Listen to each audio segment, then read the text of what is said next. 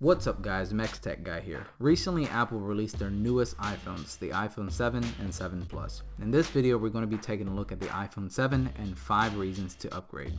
So to get things out of the way, the unboxing experience is A1 as always, clean and sophisticated.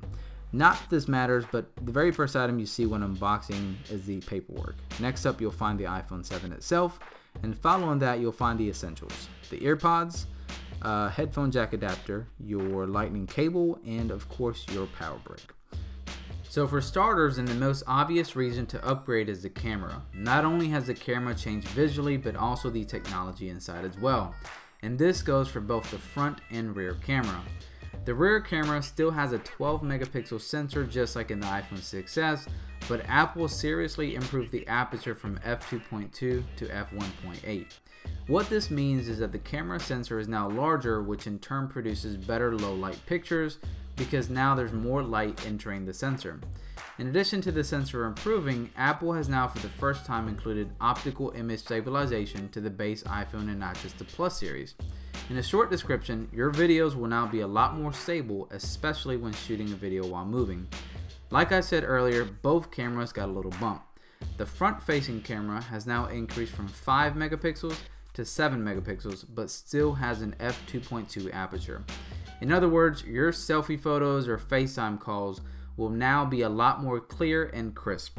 And lastly, the flash has now increased from a dual LED flash to a quad LED flash.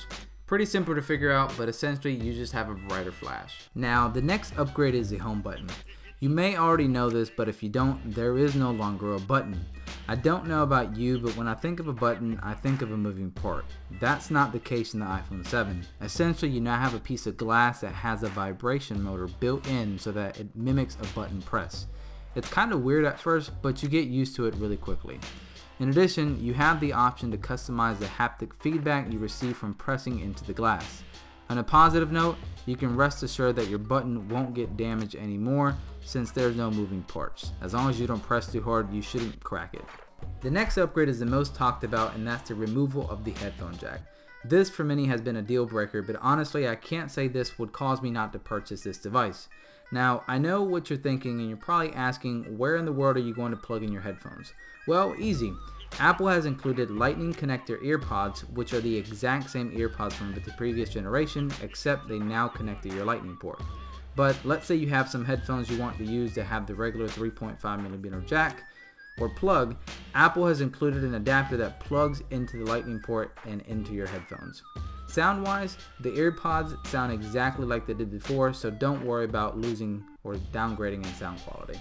So speaking about sound, this brings me to the next upgrade, and that's the addition of stereo speakers. No, the extra grill on the bottom where the headphone jack used to be is not a speaker.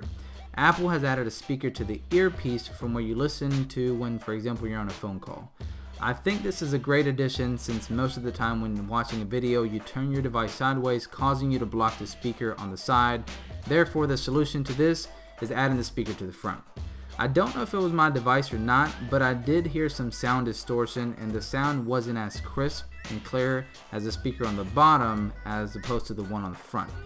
Stereo speakers have been around for some time on smartphones, but not in this format, so props to Apple for including this. The last and final upgrade I believe was much needed is the fact that the device is now water and dust resistant. Not waterproof. It has an IP67 rating, which means it's water resistant in up to 1 meter of water for 30 minutes. This obviously does not mean go scuba diving or surfing with it, but you can best believe it should survive as long as the limit is not exceeded. I have seen plenty of videos of people going swimming with it or even going surfing with it, but this certification is not meant for purposely getting it wet. A little rain wetting the phone or spilling your water on it by accident at the table or even accidentally dropping it in the pool is what the IP67 rating is for. These 5 key upgrades are what make this phone different from its predecessor, the iPhone 6s.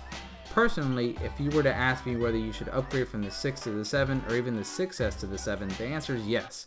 You lost a few minor features and you more than likely will need a new case, but the overall package you receive is worth the upgrade.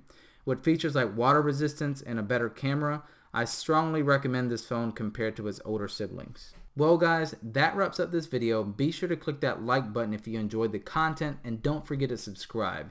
Catch you guys in the next one. Later.